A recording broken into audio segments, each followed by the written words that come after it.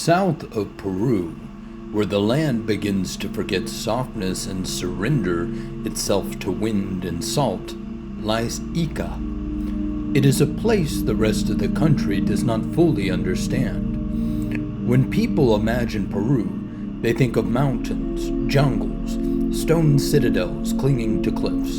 They think of Machu Picchu or the green immensity of Amazonian rivers.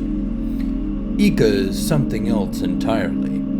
It is a confrontation with exposure. No highland mist to romanticize hardship. No rainforest canopy to hide beneath. Just sand, wind, and the relentless sun. Desert communities here endured what much of Peru did not, the tyranny of absence. In the Andes there is altitude, frost, thin air. In the jungle there is humidity, rot, insects, flood. In Ica there is simply nothing. No reliable rain, no forgiving soil.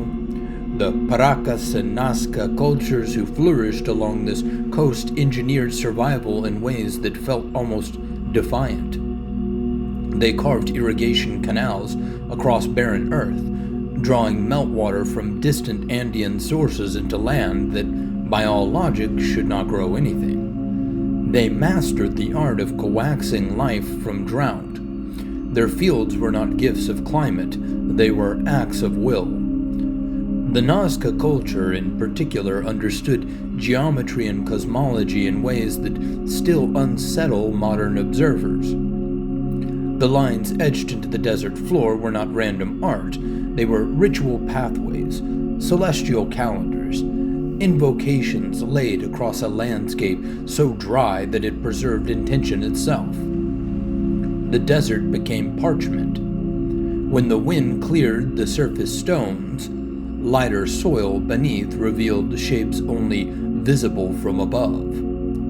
Birds, monkeys, spirals, straight corridors stretching towards horizons. A cosmology written on the earth's skin. And then there are the mummies. The Paracas necropolis revealed bodies wrapped in elaborate textiles, elongated skulls, cranial modifications that modern eyes immediately label as strange. Some see aliens.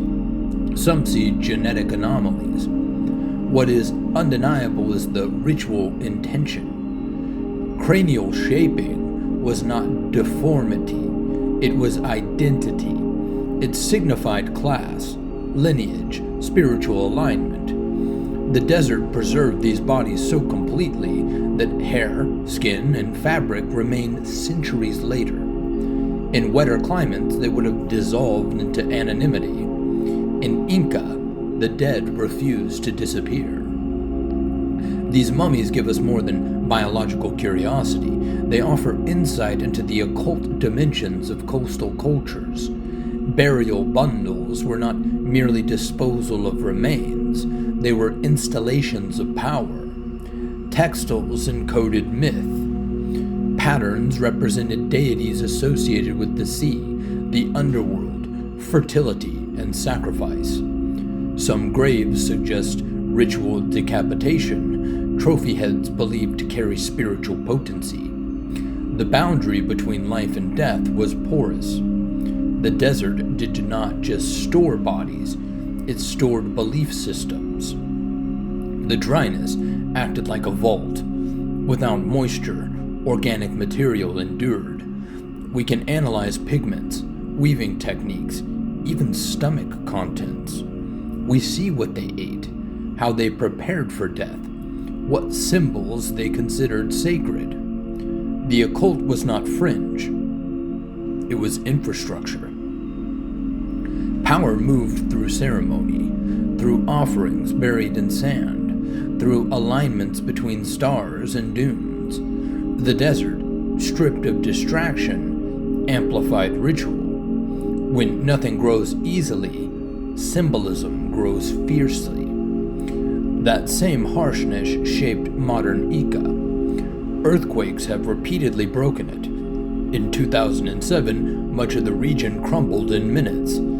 Adobe homes collapsed, churches fractured. The desert does not cushion tremors, it magnifies fragility. Rebuilding is slow when resources are scarce. Water remains a constant negotiation. Agriculture depends on aquifers that are increasingly strained by export crops like asparagus and grapes.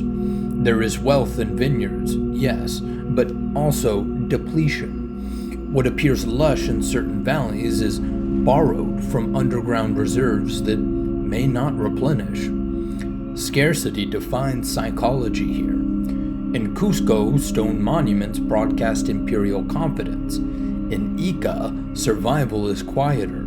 Communities learn to ration, to dig wells, to adapt to winds that sandblast paint from walls. The desert teaches humility, it doesn't ever reward arrogance. And yet, paradoxically, thrill seekers arrive chasing excess. The dunes outside the city rise like frozen waves. Massive ridges sculpted by centuries of wind form playgrounds for dune buggies that roar across the sand with reckless abandon. Tour operators promise adrenaline, sunsets, sandboarding down steep faces. What they do not always emphasize is the danger. These vehicles are often driven by young men intoxicated not just on tourism money but on speed, and sometimes even literally alcohol itself. I rode in one with a driver who treated gravity like a suggestion. It was a perilous journey I would wish to never repeat again. He launched us over crests without checking the other side. We nearly flipped more than once. Seatbelts just felt symbolic, and at the peak of a dune, the horizon vanished, and whoosh, we plunged downward at an angle that silenced everyone in the back. Terrifying does not begin to describe it, especially when going well over 80 miles an hour. Sand is unforgiving. There are no guardrails, no marked lanes. Collisions happen beyond sight.